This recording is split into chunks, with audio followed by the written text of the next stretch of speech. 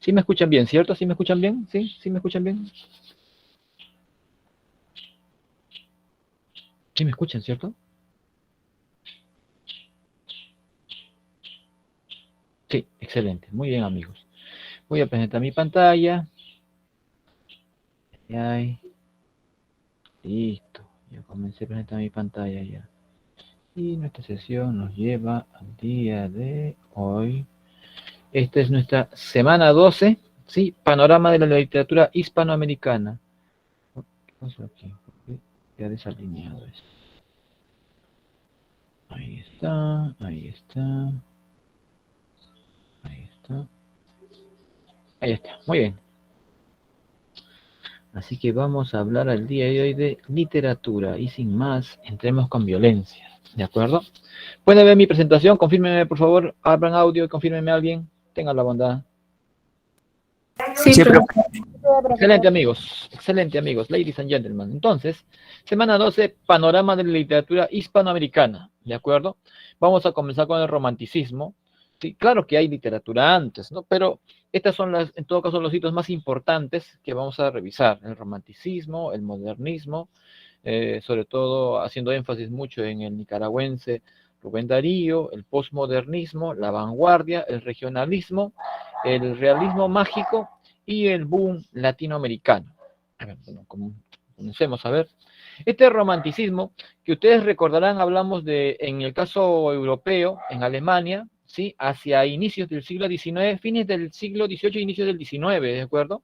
Bueno, va a llegar a Hispanoamérica por barco, por supuesto, hacia 1830, ¿de acuerdo? En la tercera década del siglo XIX, en todo caso. ¿Sí?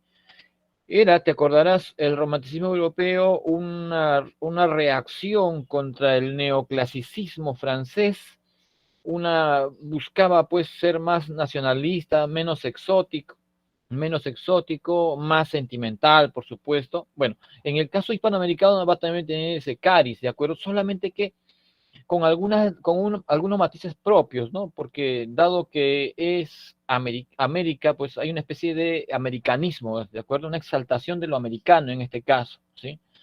Es profundamente nacionalista, al punto que va a retratar en su propuesta literaria escenas, situaciones, características propiamente de los países en los cuales se va a dar este movimiento. Valora por ese motivo también las costumbres nacionales. Creo que tengo que usar mi cursor aquí. A ver, un segundo. Para guiar un poco mejor este discurso. Ahí está, ¿sí? Hay un predominio de la narrativa y de la poesía, ¿de acuerdo? Tú te acordarás que en el caso europeo, bueno, pues Goethe va a escribir sus cuitas de joven Werther, que va a ser una novela epistolar, y también va a escribir Fausto, ¿no? Que va a ser fundamentalmente pues, una tragedia. Así que el género dramático se va a usar mucho en Europa, ¿de acuerdo? Incluso en el caso español propiamente, para el caso de Don Juan Tenorio, es también género dramático, ¿no? Bueno, en el caso hispanoamericano fundamentalmente va de predominio narrativa, sobre todo en el caso de novelas, y también poesía en el caso de la lírica, ¿no? Tuvo dos etapas muy marcadas, ¿de acuerdo? Una que va de 1830 hasta 1860 y otra que va de 1860 a 1890. La primera etapa es un romanticismo, a diferencia del europeo, que era un romanticismo más de corte sentimental, siempre muy asociado pues a la idea del amor, de la pasión y demás cosas. En el caso hispanoamericano es más de corte social, es más de corte crítico, valorativo.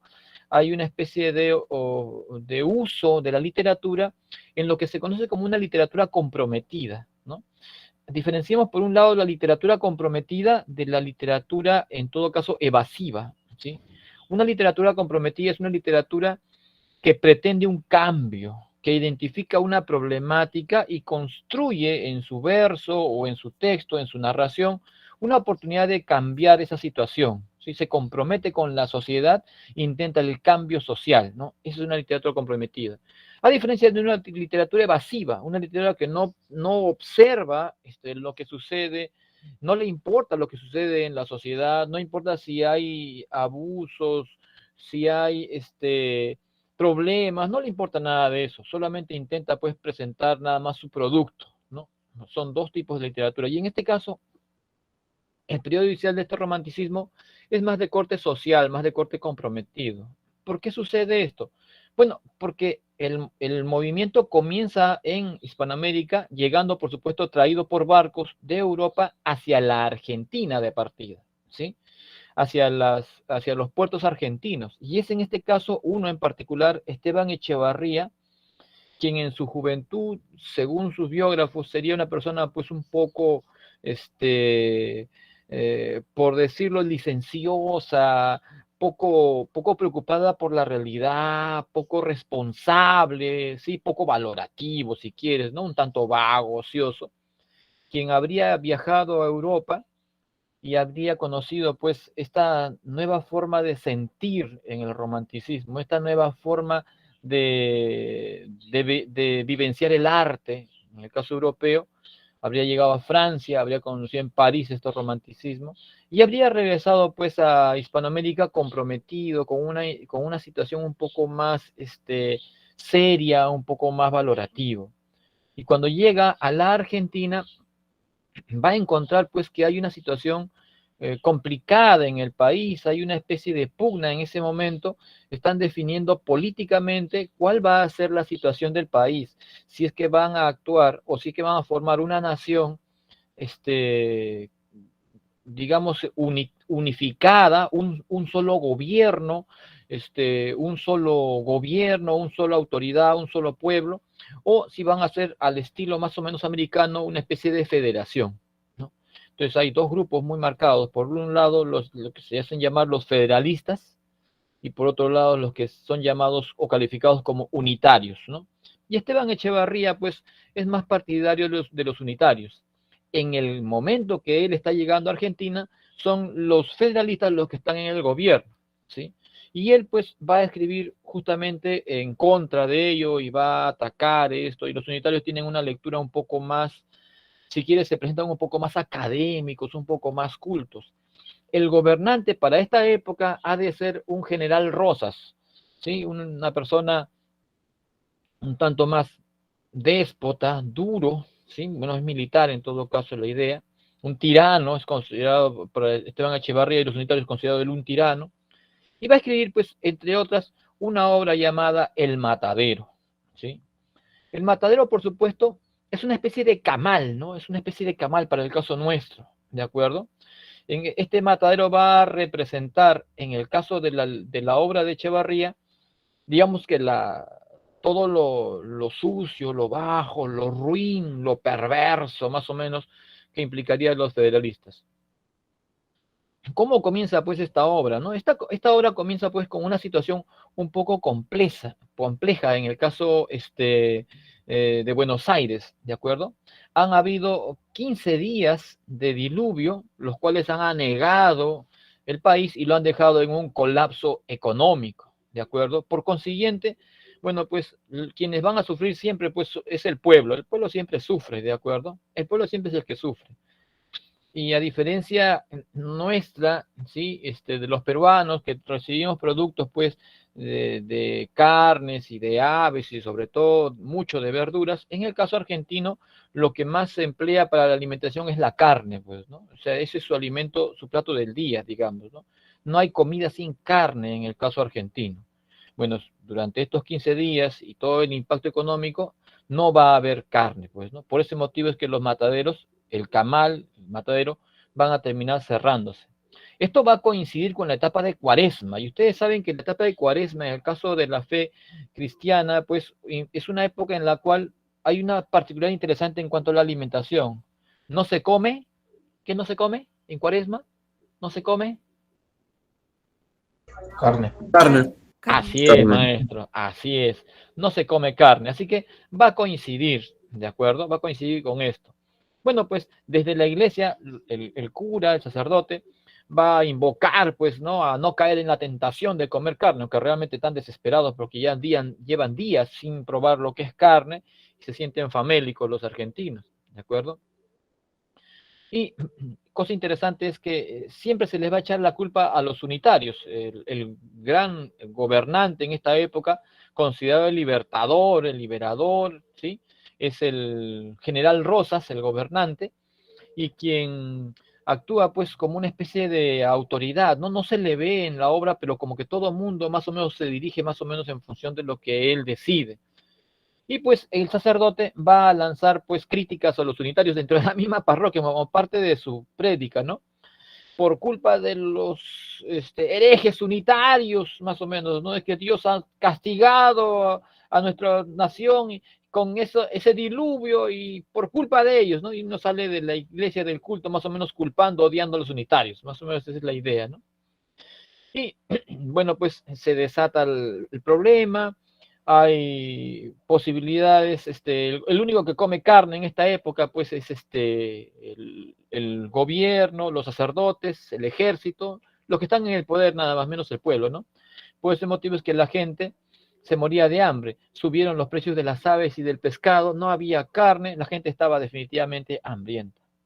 Y entonces la acción comienza cuando ante esta situación y ante la revuelta, el pueblo sale a reclamar, a exigir y demás, en este caso el liberador, el general Rosas, va a soltar 50 novillos, ¿sí? Para el matadero. La gente que está pues famélica, hambrienta, va a acompañar el desfile de los novillos, ¿sí? Y esperando pues obtener por supuesto algo, ¿no? Y comienza pues a beneficiarlos, ¿no? En el matadero. Uno, dos, y las escenas que narra Echevarría son en verdad fuertes, ¿no? La idea de el lugar totalmente embarrado entre lodo y coágulos de sangre, cómo lo dibuja, le da un aspecto muy realista, de acuerdo, muy crítico, a pesar de que es romanticismo, a pesar de que es romanticismo. Ah, y quienes gobiernan, dirigen fundamentalmente, en este caso en el matadero, son pues fundamentalmente federalistas, ¿no? Ellos tienen un distintivo, ¿sí? Una especie de escarapela y una especie de banda que los caracteriza a los federalistas. Entonces, el que no tiene eso, pues no es federalista, es la idea, ¿no? Y los matarifes ahí, sobre todo el más importante de ellos, llamado Mata 7, él pues es federalista y tiene pues su marca, ¿de acuerdo? Su marca justamente de federalista. Y entonces se narran pues las escenas, se menciona pues a las personas sucias viniendo a arrancarse partes, intestinos, coágulos, poco de sangre, poco de esto. Es una cosa realmente, digamos que más o menos dantesca en todo caso, ¿no? Hasta que han llegado a beneficiar a 49 y están llegando al último ya, el último que tenían que matar. Pero el último que ha quedado no es un novillo cualquiera, pues. El último es un toro, no es un novillo. Un novillo, digamos que digamos, es el animal tierno, ¿no? No, este es un toro en toda su ley, tal punto que no pueden ni siquiera moverlo. Intentan tirarlo al piso, pero no pueden echarlo. Llegan a atarlo, ¿sí? Hacia los cachos, la cabeza, las astas, llegan a atarlo con una soga, pero no pueden moverlo, no hay manera de moverlo. Han hecho los intentos, han jalado, han empujado, nada, el animal no hay cómo moverlo, no hay manera de tirarlo al piso. Y en un descuido de ellos, de tanta bulla, escándalo al lado del animal, el animal sale espantado a toda velocidad y la soga que él ha tenido en la cabeza, sí, atado a él, bueno, pues ha llegado a un punto en el cual ha llegado al momento en el cual se detiene, digamos, se frena y la soga se ha estinzado con fuerza, ¿no? Se ha sentido el chicotazo de la fuerza del animal detenido a toda presión, ¿no? Por el límite de la soga. Y nadie se ha dado cuenta de cómo es posible que en ese momento la soga se haya enredado en el cuello de un niño pequeño que también estaba observando junto con todo el público, y al chicotazo la cabeza del niño ha salido volando, ¿no? O sea, ha quedado decapitado. Bien, la escena es definitivamente fuerte. La escena es fuerte, definitivamente. El niño decapitado ha caído, por supuesto, sangrante. La gente no se ha detenido a mirar, ha seguido persiguiendo al toro, quien ha huido a todo galope. no se menciona en la obra el nombre del niño, si es que los padres harían alguna denuncia, si es que lo lloraron, no se menciona nada de eso, solamente la cabeza del niño voló y la gente salió corriendo en pos del toro, ¿no? Entonces lo que quiere hacer Esteban Echevarría en esta obra, pues, es graficar lo grosero, lo sórdido, lo deshumanizante, ¿no? A lo que está conduciendo este gobierno federalista, esta intención federalista, ¿no? Nos deshumaniza, nos deshermana, nos hace odiarnos. Esa es más o menos la visión que tiene Esteban Echevarría, la visión política que tiene Esteban Echevarría y que deja retratada en su obra, pues, ¿no? Bueno, han capturado al toro, lo traen de regreso al camal, al matadero, lo matan, lo trozan, lo reparten, y ya se acabó todo ya. Se supone que hasta ahí acabó todo. Pero en ese momento, ¿me escuchan? ¿Sí me escuchan? ¿Sí me escuchan? Sí, ¿Sí me escuchan? Sí, profesor. Sí, perfecto, gracias. Bueno, en ese momento que ya han terminado de beneficiar el toro, bueno, pues ya se acabó todo, están para cerrar el matadero, y ven a la distancia a un joven cortado la barba a la unitaria, esto es en candado, ¿no? De arriba hacia abajo, como si fuese una U, ¿no? Una barba a la unitaria, y que no lleva, pues, esa insignia o esa especie de escarapela, esa especie de cinta que caracteriza a los federalistas. Y cuando lo ven al joven caminando en su caballo tranquilamente, un joven bien puesto, guapo, educado, bien culto, se ve una persona bien distinguida, como cualquiera de ustedes, mis amigos, compañeros aquí. Entonces, lo ven así vestido de esa manera y el pueblo, los que están alrededor ahí de todas las escenas del matadero, van a comenzar por decir, espoletear, ¿sí? El Matasiete, y le dicen, anda, Matasiete, a que no te atreves, a que no te animas, le dicen, ¿no? Y Matasiete responde, a que sí, él es un hombre, digamos que rudo, macho, super macho, digamos, si quieres, y se lanza en su caballo en contra del muchacho. El joven, que sigue caminando tranquilamente y no se ha percatado de nada, porque está a cierta distancia, bueno, pues cuando logra darse cuenta de lo que ha pasado, ya no puede evitar el golpe, el caballo de Matasiete estrella a su caballo del joven, el joven cae al piso, se ensucia todo en el lodo que había justamente de las lluvias de esos días, toda su ropa elegante se ensucia, lo golpean, entre todos lo zamaquean, se hacen burla de él, lo tratan más o menos como de un tanto de afeminado, se cree por ser unitario, lo llevan hasta el matadero, arrastras, lo afeitan, le cortan la barba, a ver si se le quita lo unitario, es la parte de la broma y la burla de toda la gente. Al joven lo han amarrado, lo han desvestido, lo han puesto sobre la mesa y para seguir vejándolo, digamos, ¿no? Y en ese momento el joven, pues, les contesta siempre de cólera, con furia, ¿no? Que ustedes montoneros y no sé cuánto, que ustedes solamente pelean así, vamos uno por uno, suéltenme, suéltenme. Y en ese momento de tanta furia, de tanto enojo, de tanta ira, el joven, pues, tiene una especie de digamos que algo dentro de él se revienta y comienza a botar sangre. Comienza a botar sangre y cae muerto el joven, de la furia, de la rabia, de la cólera. Los que han estado viendo toda la escena dicen solamente, no era para tanto. El joven, él es el exagerado, ¿no? No era para tanto. Culpa de él. Hay que reportar nada más que el joven se ha muerto y ya, se acabó el problema, ¿no? Y entonces, esta idea de lo que intenta hacer en esta obra Esteban Echevarría, como le digo, es retratar pues esa deshumanización, esa actitud de los federalistas, ¿no? Y eso es justamente pues esta idea de este romanticismo social, ¿no? Un romanticismo crítico, un romanticismo que en esta época que son recién naciones nuevas, ¿sí? Gobiernos nuevos, recién han salido a poco de sus emancipaciones, bueno, pues todavía están en proceso de construirse como nación, como patria, aún no se han logrado fortalecer, y esto se retrata pues justamente en estas obras. De ahí justamente la intención de Esteban Echevarría y los que van a venir después, que tienen mucho arraigo a Esteban Echevarría, justamente en la idea de usar la literatura como una manera de construir una patria nueva, ¿no? O en todo caso, construir patria, ¿no? Porque no hay en ese momento todavía, ¿no? Están en proceso de ello. Martín Fierro, que trata de retratar también las noblezas en todo caso del hispanoamericano, del argentino, Amalia y Facundo de Don Faustino Sarmiento también, ¿no? Son propuestas dentro de ese nivel de ese romanticismo social comprometido.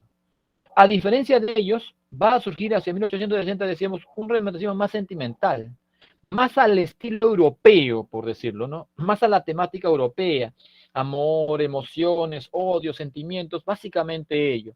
Pero si pasa o no pasa en la sociedad algo, realmente no es muy importante para este grupo, ¿no? Y aquí va a estar el colombiano Jorge Isaacs con María, una obra lacrimógena definitivamente, ¿sí? Ella es una niña que ha quedado huérfana, la han adoptado sus tíos, ¿sí? La han adoptado sus tíos, los padres de Efraín, de Emma, de Felipe, de Juan y de Loísa. Sí, todos ellos también son menores, por supuesto. Pero María va a congeniar muchísimo con Efraín, porque es más o menos edad promedio, ¿de acuerdo? Desde pequeños van a ir a estudiar juntos, van a andar juntos, van a vivir muchas aventuras de niños y también de adolescentes. Al punto que ellos se van a enamorar. Los padres, al ver esto, pues van a decidir pues que Efraín debe salir del lugar para estudiar en otro lugar y se va a ir a estudiar pues a Bogotá a los 14 años. Va a abandonar digamos, su hacienda, su pueblito, ¿sí? Y se va a ir a estudiar a Bogotá. Luego de esto, pues va a regresar, ¿sí? Va a regresar y bueno, pues el sentimiento que hay entre ellos sigue siendo fuerte, ¿de acuerdo? Sigue siendo fuerte.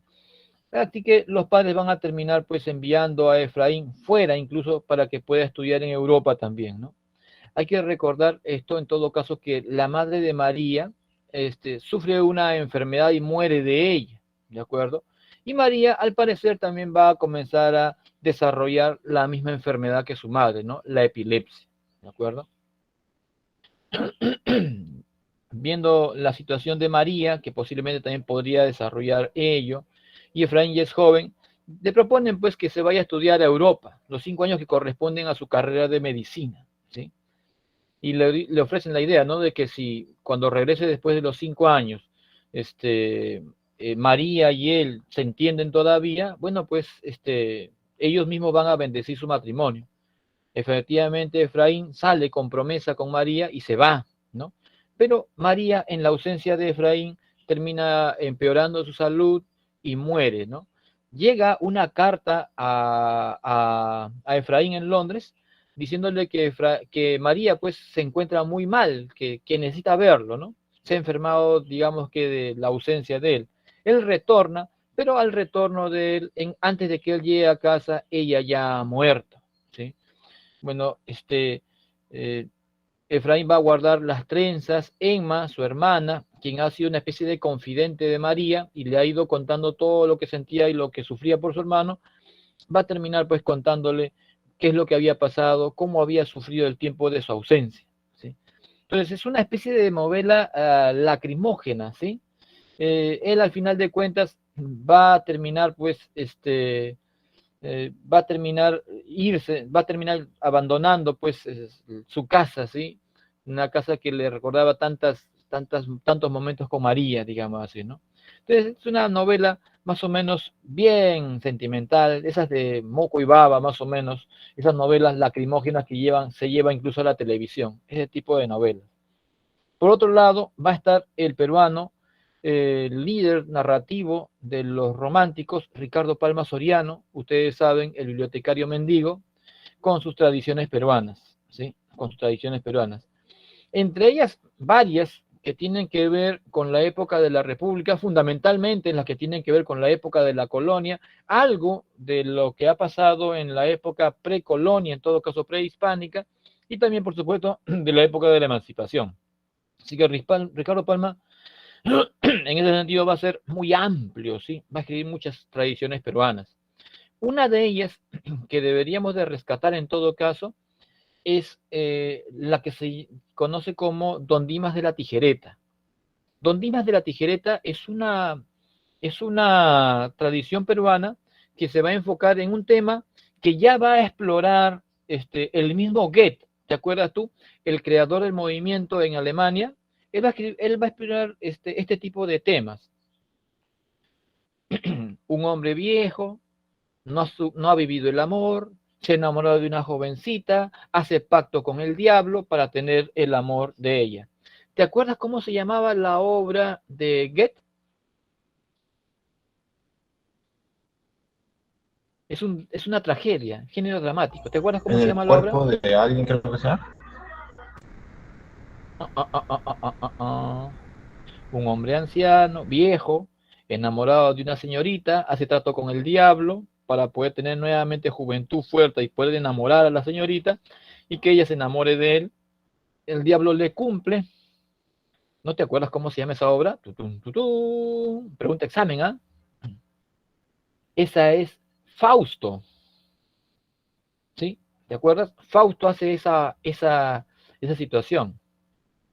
En el caso de la tradición peruana, es Don Dimas de la Tijereta, un cartulario, un hombre viejo como de unos 50 años, tal vez un poco más. Bueno, en todo caso era muy muchachón todavía, ¿no? Muchachón. 50 años todavía es muchachón todavía.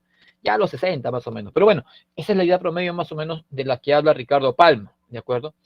Aunque claro, si lo comparamos con la edad de ella tenía promedio de 18 años, más o menos como una estudiante más o menos de este salón, ¿no? De la CEPRE. Ahí está más o menos.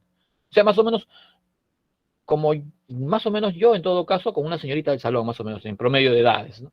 Entonces, bastante diferencia, ¿no? Más de 30 años, más o menos hablamos pues de que, wow, definitivamente su papá, más o menos, cuando menos, si no su abuelito. Pero hay la idea, ¿no? Se han enamorado, él pretende a una señorita, la busca, le da regalos, le da presentes, y ella pues originalmente no le recibe los regalos, hasta que recomendada por una tía, de esas que nunca faltan, bueno, ¿por qué motivo no le recibes los presentes? Si él quiere ser generoso, no tiene nada más que recibirlos. Ahora, si él quisiese algo más, tú puedes decirle que no, no, no hay problema. La señorita va recibiendo los regalos, flores, chocolates, sortijas, qué sé yo, telas, etcétera, ¿no? Va recibiendo regalos. Cuando Don Dimas cree que ya ha dado bastante, bueno, considera pues que ya es justo, es una con otra, ¿no? No es nada por nada. Recuerda que esto es tradiciones peruanas, el criollismo está muy marcado en la mente de Ricardo Palma. Y lo justo es que ya pues, es una con otra. Y le va a hacer pues propuestas ya de corte más propias de una pareja, y por supuesto ella lo va a rechazar. Y ella lo va a rechazar calificándolo de viejo pecador. Esa frase viejo pecador, para el momento, es lo que nosotros llamaríamos el día de hoy una especie de viejo verde, ¿no? Viejo rabo verde, por decir. Bueno, pues Don Dimas se va a sentir ofendido, va a salir a caminar, fastidiado, molesto, furibundo, y en medio de su cólera y su fastidio va a hacer la invocación clásica que hace también Fausto, ¿no? Sería capaz de darle mi alma al diablo por el amor de esa mujer, ¿no? Aunque lo piensa bien y dice, mi alma, escribió yo, recuerdo, escribió yo, mi alma, bueno, mi almilla, sería capaz de darle mi almilla al diablo por el amor de esa mujer, ¿no? Más o menos de esa manera. Y pues el diablo, como en el caso del Fausto, recuerdo que de Goethe inicia el romanticismo, en este caso Ricardo Palma es un representante importante del romanticismo también aquí, ¿no? Aparece ¡pum!, un representante del diablo. El diablo no aparece en persona aquí, ¿no? Manda un representante, un esbirro suyo, ¿de acuerdo? Uno de sus chacales. Y le va a decir, va a aparecer Lilith, y le va a decir, hombre, ¿tienes dificultades con el amor? ¿Te falta energía? ¿Estás muy viejo? ¿Crees que ya no sirves para nada? Nosotros te hacemos el servicio, ¿no? Juventud, fortaleza, energía, belleza y el amor de la fulana. ¿Qué te parece? Todo por una ganga. Y Don Dimas saca su cuenta, él es un cartulario es una especie de abogado, un tinterillo, una persona definitivamente muy astuta, ¿de acuerdo? Tan astuta que el epígrafe con el que inicia la obra dice así, bueno, un gato y un cartulario en un pozo se han caído. Como los dos tienen uñas, por las paredes se han subido. Entonces, obviamente, la invocación que se hace en este pequeño epígrafe de partida hace énfasis, pues, no a la habilidad física del cartulario, sino a su astucia, ¿no? Bueno, don Dimas piensa, cuando se apareció Lilith, bueno, todo eso, ¿y a cambio de qué? ¿Cuál? Porque nada es por nada. ¿Qué es lo que tengo que pagar, no? Lilith, nada, una bagatela, un signo de insignificancia, algo que no te va a servir cuando te mueras. Tu alma, nada más, tu alma. Pero ¿por qué te sirve tu alma cuando te mueres? Para nada, ¿sí o no? Mejor lo vives ahora y después pagas con el alma. ¿Cuál es el problema? Don Dimas lo piensa, lo piensa, lo piensa. Mi alma, mi alma. Que sea mi almilla, le dice. Que sea mi almilla y quedamos contentos. Lilith, alma, almilla, lo de menos, le digo. Llámalo como quieras. Tú me firmas por tu alma. Por mi almilla, le dice. Ya, bueno, por tu almilla, ponlo en esos términos. Ya, a ver, quiero ver el documento, ¿no? Hacen el documento, recuerden que él es una especie de abogado, es un cartulario, revisa el documento, almilla, que quede bien claro el nombre de almilla. Excelente, estoy de acuerdo, dice. Entonces, como siempre, en este tipo de documentos hay que firmar con sangre, firma con sangre, y en el momento que firma con sangre, Lee toma el documento y desaparece. Don Dimas va a su casa, regresa a su casa, y antes de abrir la puerta se abre desde dentro. Está la fulana dentro, con una mirada insinuante. Sí, de esas miradas sexys, más o menos, ¿no? Provocativas. Y don Dimas entra y la puerta se cierra tras él. Y lo que pasa en esa casa, después de ese instante, como lo diría Ricardo Palma, no estás ni tú para saberlo ni yo para contarlo. Fantástico, ¿sí, no? O sea, la idea de Ricardo Palma es buenísima, definitivamente. Entró, estuvo con ella, vivieron un tiempo juntos. Bueno, pues llega el tiempo que hay que pagar las cuentas, y de un momento a otro, bueno, después de que ha pasado un tiempo de felicidad, de pasiones, de goces, de placeres, de jóvenes para este tipo anciano, bueno, aparece Lilith una vez más. Y don Dimas le dice, ¿qué? ¿Ya es tiempo? Y Lilith, ya, tiempo justo, ya corrieron los tiempos, corrieron los años, ya tuviste tu felicidad, tuviste tu pasión, tu amor, todo lo que habíamos quedado, ya pues, ahora es tiempo que te vuelvas, pues ya es tiempo que pagues, ¿no? Es tiempo que pagues. ¿Me están escuchando? ¿Sí, sí me están escuchando? ¿Sí me están escuchando? Sí, profesor. Sí, profesor. Excelente, excelente. Miren, ¿ah? Así que en ese momento, don Dimas comienza a quitarse, se saca el saco. Comienza a desabotonarse la camisa. Se quita la corbata, se saca la camisa. Y Lilith, oye, ¿qué estás haciendo? Le dice. No, le dice don Dimas, no me interrumpas. Tengo que pagarte, le dice, ¿no? Y te voy a pagar, es tiempo de pagar.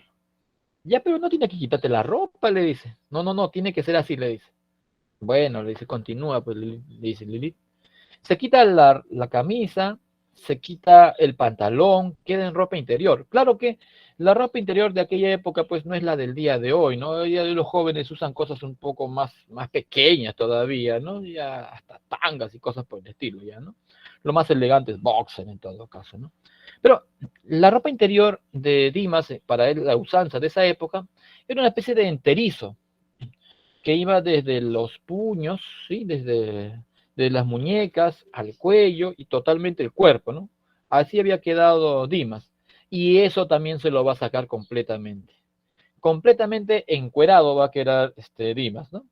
Y le va a entregar esa ropa interior a Lilith. Toma, y le va a decir todavía, siéntete bien pagado porque es una ropa fina, le dice, ¿no? Es una almilla fina, le dice. No ha costado caro. Lilith, con la prenda en la mano, siente que lo están timando, va a agarrar a la fuerza a Dimas y se lo va a llevar al infierno. En el infierno Dimas va a estar haciendo su bulla, su escándalo, es un cartulario, es un abogado, entrenadísimo definitivamente en discusiones.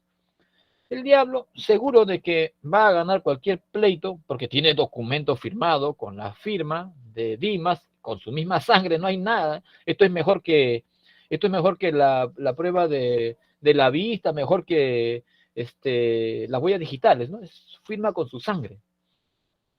Bueno, pues llegan a juicio y Dimas va a decir, señores, ahorremos los problemas, cargas procesales, denuncias por daños y prejuicios, tráigame un diccionario.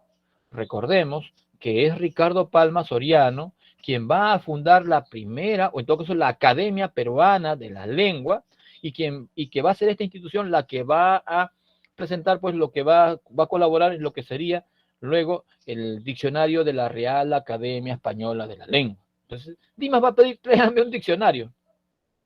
Y va a abrir el diccionario Dimas. Según el documento que hemos firmado, Almilla.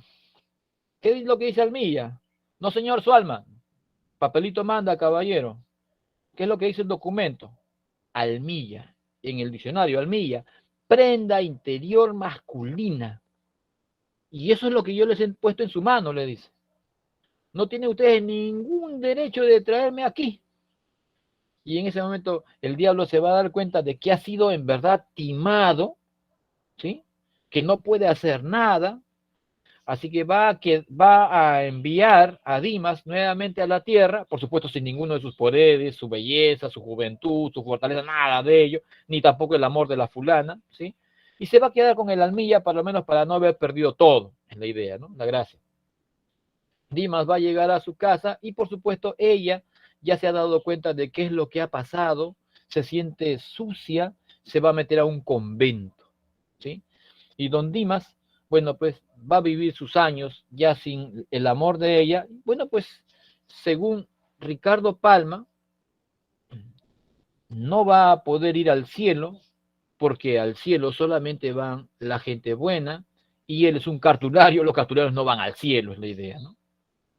Y tampoco lo quieren en el infierno, porque en el infierno, en la puerta, hay un letrero bien grande escrito que dice prohibido los cartularios, así que tampoco puede ir ahí. Y según Ricardo Palma, como les digo, todavía el día de hoy se puede ver a don Dimas de la Tijereta caminando por Lima, ¿no? Arrastrando su cuerpo por Lima. Ese es don Dimas de la Tijereta.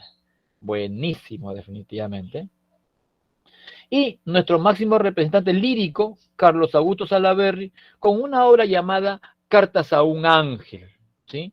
Donde va a retratar todo el amor que tiene, ¿sí? Por una dama a la que nunca pudo amar, ¿sí?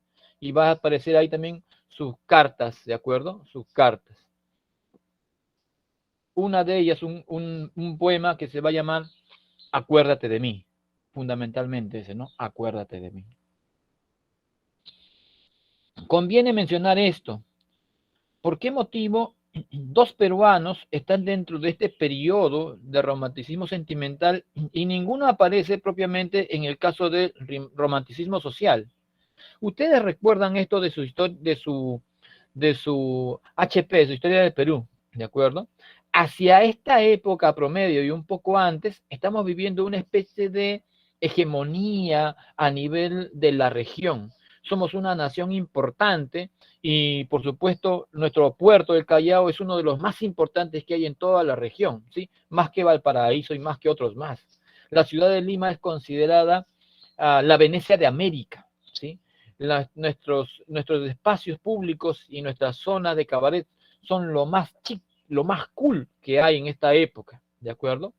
Es una época interesante, una época en la cual se van a hacer trenes, se va a colocar luz incandescente, va a haber de todo aquí, modernísimos en Lima, ¿de acuerdo? ¿Se acuerdan cómo se llamaba esa época? ¿Cómo lo calificaban esa época? ¿Sí se acuerdan? Se le llamaba la prosperidad. ¿Están conmigo? ¿Están conmigo? ¿Sí están conmigo? Sí, profesor. Sí, profesor. Excelente. Se le llamaba la época de la prosperidad falaz. Así que, digamos así, era una época en la cual en Lima se vivía definitivamente, por lo menos las personas que tenían dinero y economía, como los románticos, ¿sí? Que estaban entregados también al gobierno, vivían muy bien, pues. Así que no tenían, digamos que, de qué criticar ni a qué condenar. Eran parte del gobierno. Carlos Augusto Salaverry estaba metido en la política del gobierno, su familia también. Y Ricardo Palma Soriano era tal funcionario del Estado que incluso llegó a ser pues el bibliotecario, el director de la Biblioteca Nacional de Perú, ¿no? Y tuvo otras funciones incluso antes. Así que digamos que era una especie de estaba de alguna manera comprometido con el gobierno, así que difícilmente podría haber hecho romanticismo crítico social, pues. No había forma, ¿de acuerdo? No es lo que pasa con Esteban Echevarría y los demás, que tenían una especie de crítica hacia el gobierno, no. En este caso ellos estaban casi prácticamente con el gobierno. Otro, esto es María de Jorge Isaac. El modernismo. El modernismo surge hacia 1880, ¿sí? Recuerde usted que esto se da hasta 1890 aproximadamente. Este modernismo va a surgir, va a aparecer en todo caso con una publicación de Rubén Darío, ¿sí? La obra es Azul. ¿Dónde la va a publicar? La va a publicar en Chile. Va a publicar Azul en Chile, ¿de acuerdo? ¿Por qué en Chile? Porque Rubén Darío, Félix Sarmiento, va a estar deportado en Chile de su patria Nicaragua, de acuerdo que tiene problemas, justamente son pugnas políticas muy fuertes porque es la época de la transición, ¿no? De la época de la colonia a la que sería la época republicana para la región, digamos así, ¿no? Así que Rubén Darío va a ser expulsado, va a ser deportado a Chile y en Chile va a publicar Azul. Va a publicar una obra que definitivamente va a romper esquemas, ¿no? Esta es la primera escuela propiamente americana, propiamente hispanoamericana. Es una escuela de renovación estética literaria, una manera distinta de concebir definitivamente el arte y la belleza, ¿de acuerdo? Entre sus características de este modernismo, la musicalidad del verso. El verso de Rubén Darío es un verso casi para cantarse. Se le puede poner música de guitarra o tal vez de teclado y suena muy bien. El cromatismo, el uso de la idea de colores dentro del discurso, como marcas de emociones y de sentimientos. Se usan neologismos, nuevos conceptos, ¿sí? Hay arcaísmo presente, conceptos muy antiguos, tan antiguos que casi no se reconocen. Hay una renovación poética al punto que se va a preferir el verso alejandrino al endecasílabo. ¿Tú te acuerdas que el endecasílabo era un verso o es un verso de 11 sílabas métricas? Bueno, el alejandrino es un verso de 14 sílabas métricas. ¿Por qué se prefiere ese tipo de versos? Porque al haber más distancia se pueden hacer mayores giros musicales al interior del verso. Entonces es un verso, digamos que mucho más flexible para el modelo modernista. Su exotismo, su temática no es nacionalista, a diferencia del romántico. Su temática es más foránea. Se habla de princesas, de príncipes, de palacios, de duendes, se habla de hadas madrinas, se habla de, bueno, conceptos que no aparecen en el discurso hispanoamericano. Y se nutren sobre todo de dos corrientes. Por un lado, el simbolismo francés y el parnasianismo francés, ¿de acuerdo? Estos dos son los que van a embeber al modernismo del siglo XIX, el modernismo siglo XIX, siglo XX, ¿de acuerdo? Este es. Y aquí va a estar, por supuesto, decíamos Rubén Darío con Azul, prosas profanas, cantos de vida y esperanza, José Martí, el teórico de la Revolución Cubana, con versos sencillos, versos libres, Ismaelillo, Amado Nermo con La Amada Inmóvil, Leopoldo Lugones con Las Montañas de Oro, José Asunción Silva, Nocturnos, Julián del Cajal con Hojas al Viento, Miguel Gutiérrez Nájera con La Serenata de Schubert y el peruano José Santos Chocano con Alma América, ¿sí? Y vamos a continuar viendo esto la siguiente sesión porque ya nos dio las 11 de la mañana. Jóvenes, les agradezco mucho su paciencia. Nos vemos la siguiente sesión, ¿de acuerdo? Espero que les haya sido grato esta primera parte en todo caso. Voy a detener la grabación. Listo. Me han escuchado, ¿cierto, amigos? Muy bien, ¿cierto? ¿Sí? Sí, profesor.